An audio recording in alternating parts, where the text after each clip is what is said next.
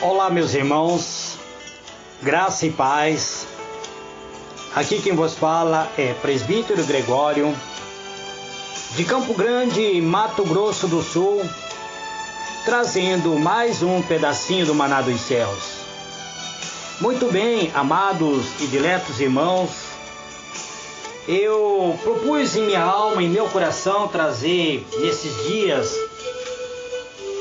alguns estudos falando sobre a criação de Deus. Comecei falando sobre a criação de todas as coisas.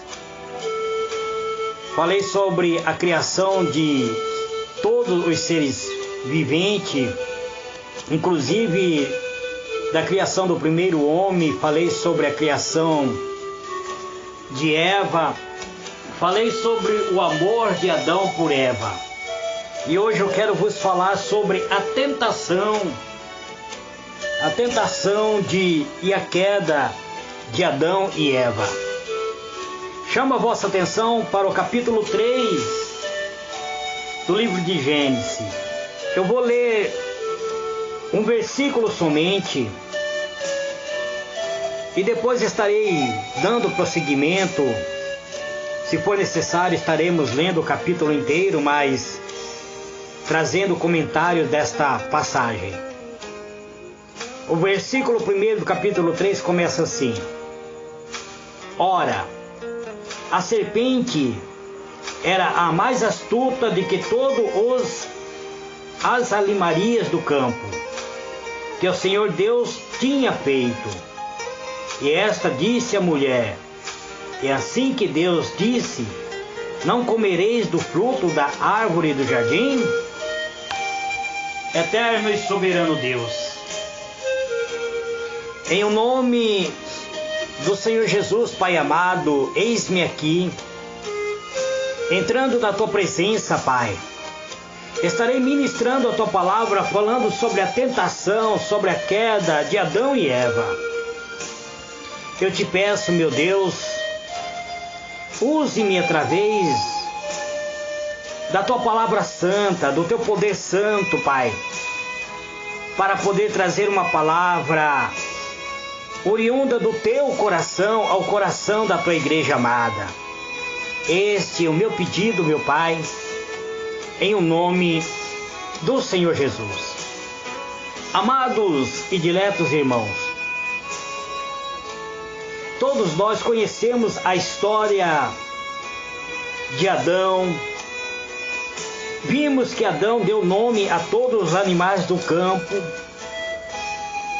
nomes que, sem dúvida, refletiam de alguma maneira a natureza ou o caráter de cada animal. A um dos animais ele chamou serpente. Não se sabe por que Adão escolheu esse nome. Provavelmente seja devido à sua sagacidade, à sua sutileza. Provavelmente Adão ficou observando este animal e percebeu que ele era muito sagaz, era muito sutil. A sua maneira de se portar, a sua maneira de agir. Provavelmente essas características não devem ser consideradas negativas, porque depois que Deus criou os animais, Ele olhou a sua obra e viu que era muito boa. A palavra do Senhor diz que fez Deus as bestas feras da terra. E viu Deus que era bom. Gênesis 1, verso 25. Logo naquela época, a serpente não era a criatura repulsiva que conhecemos com os nossos dias. Provavelmente também não fosse peçonhenta, não fosse carregada de veneno como nós a conhecemos. Consequentemente, podemos concluir que um outro espírito havia entrado na serpente e agia por meio dela para enganar a mulher, para enganar a companheira de Adão. Esse espírito era Satanás. O fato que foi o diabo quem enganou a Eva. Foi o diabo que usou a serpente para conversar com a Eva. Veja bem, a serpente interroga a Eva. A serpente dialoga com Eva e usa a própria ordem dada por Deus e diz: e assim que Deus disse, não comerás de toda a árvore do jardim. Ele interroga a Eva. Mas essa interrogação também vem soado como se fosse uma afirmação, pois na interrogação da serpente, ele afirma que Deus também tinha dado todas as árvores para ser alimento, para ser o sustento. Portanto, amado, foi o diabo quem enganou a Eva, confirmando e dando como certo em toda a Bíblia. Jesus disse que o diabo é homicida, é mentiroso desde o princípio. O Senhor Jesus disse isso. Basta lermos o livro de João, capítulo 8, versículo 44. O Senhor Jesus disse assim: vós tendes por pai o diabo, e quereis satisfazer os desejos de vossos pais, de vosso pai. Ele foi homicida desde o princípio e não se firmou na verdade, porque não há verdade nele. Quando ele profere mentira, fala do que é próprio, porque é mentiroso e é o pai da mentira. É por esse motivo, amados, que o presbítero Gregório tem como norma de nunca permitir que o diabo venha falar, usar as pessoas para falar. Quando o diabo manifesta muitas vezes, quando o demônio manifesta, incorpora muitas vezes em alguma pessoa. Eu tenho visto pregadores colocando o microfone na boca da pessoa que está endemoniada e começa a interrogar, começa a dialogar com o demônio. E aí eles começam a perguntar: quem é você? O que você quer fazer? As igrejas que estão aí, o que elas são? E começa a induzir o diabo a mentir, pois ele não se firma na verdade. Quando ele diz: essas igrejas que estão aí são tudo minha, ele é mentiroso. A igreja é de Cristo. Ele nunca se firmou na verdade. Ele só fala mentira. Ele é o pai da mentira. Então, o presbítero Gregório tem como norma nunca permitir que o demônio fica falando. Quando ele se manifesta, eu mando que ele cale em nome do Senhor Jesus. Eu digo para ele: cala-te em nome do Senhor Jesus. Você está amarrado, você não vai falar nada e você vai sair agora em o nome do Senhor Jesus. Eu não preciso dialogar com o demônio. Eu sei que ele é um espírito vencido, caído, pois Jesus já venceu, já esmagou a cabeça do príncipe das trevas. O apóstolo Paulo fala sobre a serpente seduzindo Eva por meio de sutileza. Basta lermos o livro de 2 Coríntios, capítulo 11, verso 3.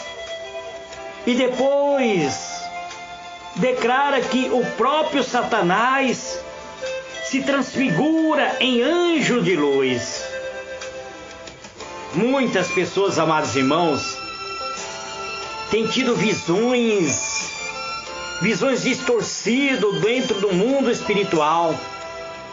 Tem pessoas recebendo revelações por meio de espírito de engano. Sabe por que isso tem ocorrido, amados?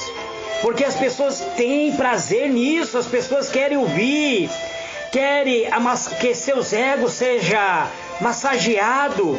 Eles querem ouvir somente aquilo que lhe apraz, ficam correndo atrás de falsos profetas, e esses falsos profetas, carregados de espírito de engano, carregados de espírito de demônios, começam a lhe dar profecia que vai simplesmente elevar o ego do ser humano. E o apóstolo Paulo diz que o próprio Satanás se transfigura em anjo de luz. Evidentemente, referindo-se à tentação de Eva. Apocalipse 20, verso 1 e 2, identifica claramente a serpente como Satanás, como a antiga serpente, que é o diabo. Então foi o diabo que usou a serpente.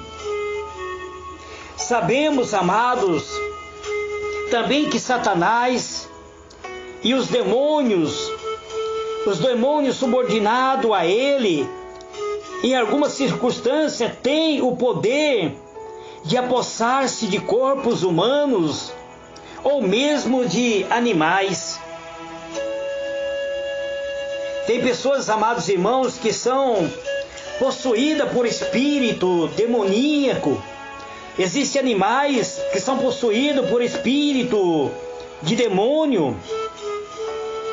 Nós vemos isso, amados, quando temos um incidente na palavra do Senhor, na Bíblia Sagrada, na qual uma legião de demônios foi expulso de um homem que vivia pelos sepulcros, o homem de Gadareno.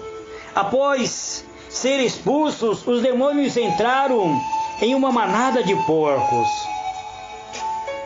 Marcos capítulo 5, verso 12 a versículo 13. Sabemos que Satanás também é chamado de Lúcifer. Em certa época, foi um ser perfeito. Em certa época, foi um ser sem pecado. Foi um querubim ungido.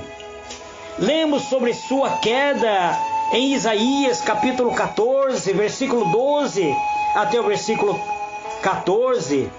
E também o profeta Ezequiel traz-nos uma mensagem identificando a queda de Lúcifer, que era chamado de Luzbel, um querubim protetor, que ele foi ungido para ser protetor, para ser alguém que protegia o trono de Deus.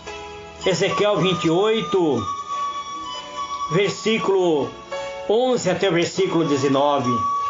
Satanás, portanto, ele foi feito perfeito. Ele era perfeito, mas ele escolheu de livre vontade ser opositor a Deus.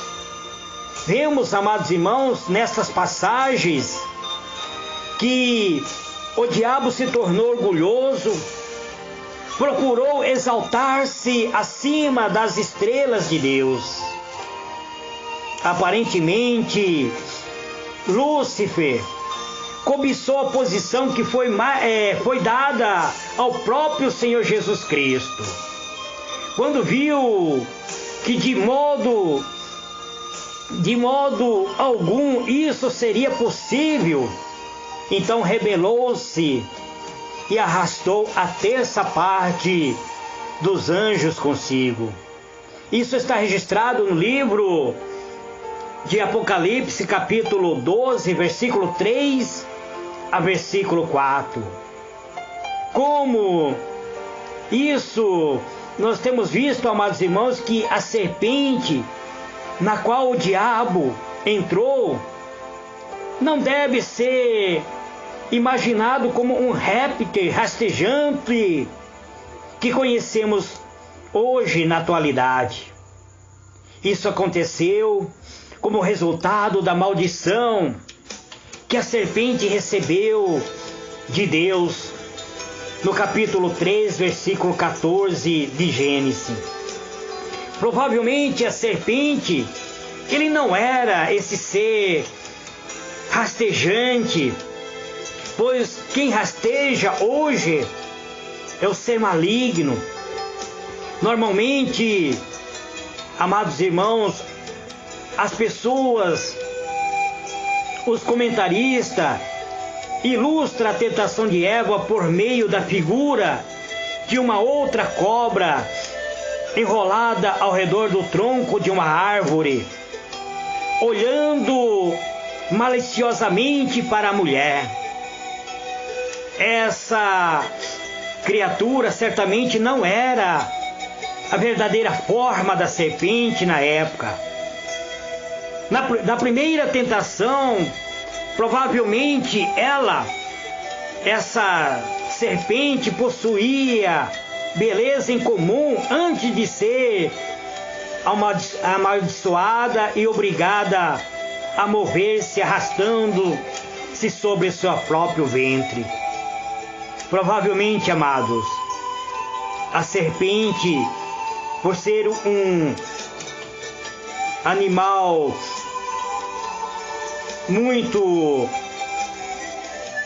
de uma inteligência muito grande, pois dialogou com a Eva como se fosse uma pessoa da mesma altura da Eva. Estranho, amados, que nós não conseguimos muitas vezes encontrar algum símbolo para mostrar que maneira que era essa serpente. Portanto, amado, sabemos que a serpente, ela seduziu a mulher de Adão. Portanto, amados irmãos, não sabemos de que maneira era essa serpente, pois sabemos simplesmente que essa serpente foi usado por Satanás, por Lúcifer. Foi usado por Lúcifer para seduzir Eva. Se tentássemos discutir sobre o porquê de Deus ter permitido que Satanás incorporasse na serpente, ou o motivo pela qual o inimigo foi autorizado a tentar a mulher, certamente todas as criaturas receberam livre-arbítrio, amados, pois Deus deu livre-arbítrio a Adão. Nós estamos apenas trazendo uma mensagem, estou aqui, amado, trazendo uma ilustração, um pensamento meu, um pensamento que eu estou tentando passar para os irmãos, tentar compreender por que a serpente foi usada pelo diabo. Por que o diabo entrou no jardim do Éden? Por que o diabo entrou naquele lugar tão maravilhoso? Sabemos que tudo acontece pela vontade e pela permissão de Deus. Então Deus permitiu que Satanás entrasse no jardim. Não sabemos, amados, por que Deus permitiu isso? E por que permitiu que a Eva caísse na tentação? Pois não é de sob a vontade permissiva de Deus. Satanás, em sua maldade, na sua oposição ao Senhor, fez continuamente acusação de que suas criaturas somente servem a Deus pelo interesse. Isso nós vemos no livro de Jó, quando Satanás pediu para tentar, para causar a doença em Jó, ele usou Jó falando que Jó era interesseiro. Talvez foi isso também que ocorreu no paraíso, ali no Jardim do Éden. Não sabemos, amado, mas sabemos que Deus permitiu que ele entrasse ali no Éden, lugar onde Deus descia pela viração do dia para conversar com a sua criatura. Portanto, amados, nós procuramos compreender a palavra de Deus. Quando digo nós, eu estou me referindo a mim e a vocês.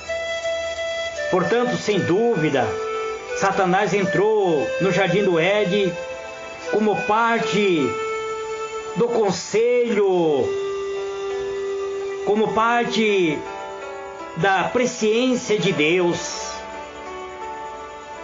Seria necessário que o problema do mal fosse tratado no plano de Deus, em favor da humanidade.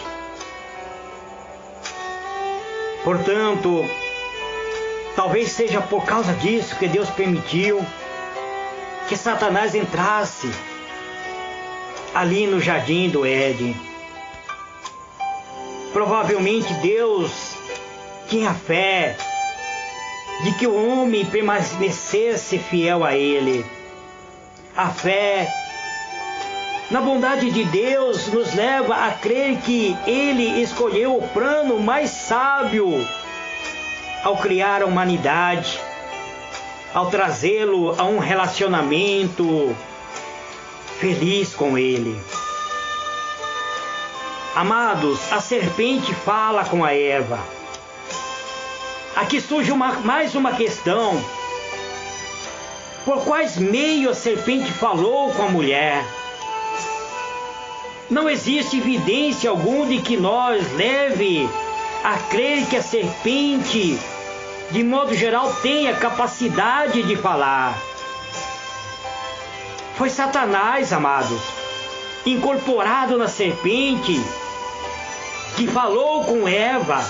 Evidentemente que isso foi feito da mesma maneira que atualmente o Espírito toma posse de outras pessoas, inclusive até das pessoas que são médios, que são mediuns e falam por meio deles. Nós temos visto pessoas sendo possuídas por demônios dentro da igreja, e essas pessoas muitas vezes querem... os demônios querem usar essas pessoas para falar, para se manifestar. Eva não pareceu surpresa de ouvir a serpente falando com ela como se fosse uma amiga dela dentro do Jardim do Éden. Eva não ficou surpresa ao ouvir a serpente falar com ela. Isso nos demonstra por ela ter respondido prontamente à serpente. Por ter sido formada depois de Adão, ela não tinha a mesma experiência que Adão tinha. Eva era como uma criança e cada dia experimentava novas maravilhas. Quando a serpente começou a falar com ela, com aquela graça e sutileza, fizeram com que parecesse um anjo de luz aos olhos de Eva. Foi isso que o apóstolo Paulo diz, que Satanás se transforma em anjos de luz. 2 Coríntios capítulo 11, versículo 3 e versículo 14. O plano de Satanás para seduzir a mulher foi astutamente elaborada e executado de forma refinada. O ser humano só cai na tentação quando A tentação é bem arquitetado, amados irmãos. Ninguém voluntariamente vai dar lugar para o pecado se o pecado não for algo atraente.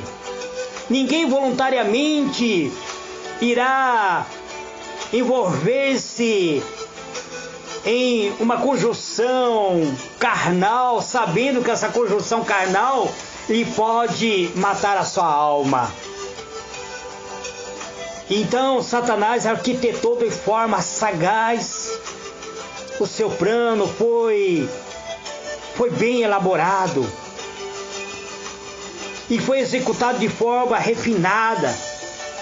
Aquele era a sua oportunidade suprema para macular a criação de Deus, introduzindo o pecado e assim reforçando o seu argumento de que não há quem sirva a Deus sem querer algo em troca.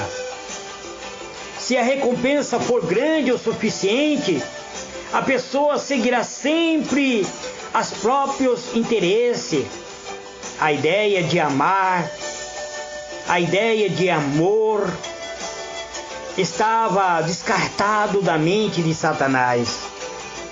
A ideia de devoção, a ideia de gratidão com base para servir a Deus é repelida do coração maligno de Satanás. Amados, este é o pedacinho do maná dos céus que eu trago nesse dia de hoje. Eu vou parar por aqui. Amanhã eu estarei dando continuidade sobre essa sutileza, tentação de Satanás, sobre a maneira envolvente que ele usou para atrair a atenção de Eva, para levar Eva a pecar contra Deus e levar o seu marido, a induzir o seu marido a cair na tentação. E assim, amado, como pregador, eu preciso vos alertar que Satanás, o diabo, é um grande arquiteto do mal, é um grande estrategista do mal. Ele começou a colocar seu plano lá no céu, quando ele arquitetou ser maior do que Deus. E quando ele foi expulso dos céus, ele se revoltou contra a coroa da criação, contra um amigo de Deus, contra aquele que Deus descia na viração do dia para conversar com ele. Então o diabo, ele quer destruir a tua alma, a minha alma, a alma de cada um de nós. E amanhã estarei dando continuidade a esta mensagem. Que Deus vos abençoe. Que Deus ilumine a vossa mente. Que Deus conceda a paz ao vosso coração. Que Deus nos proteja de toda a tentação do maligno. Pois o diabo veio para matar, roubar e destruir. Ele quer matar a tua fé, roubar a tua felicidade, destruir a tua alma e te levar para a profundeza do inferno. Mas você tem o livre-arbítrio, eu tenho o livre-arbítrio, a escolha é nossa. Escolher é agora. A escolha que nós fizermos hoje, ele vai refletir no nosso futuro, na eternidade. Na eternidade com Deus ou na eternidade sem Deus. A decisão é sua, a decisão é minha, a decisão é nossa, amado. Então vamos pensar nisso. Que Deus abençoe a todos. Fique na paz do Senhor Jesus.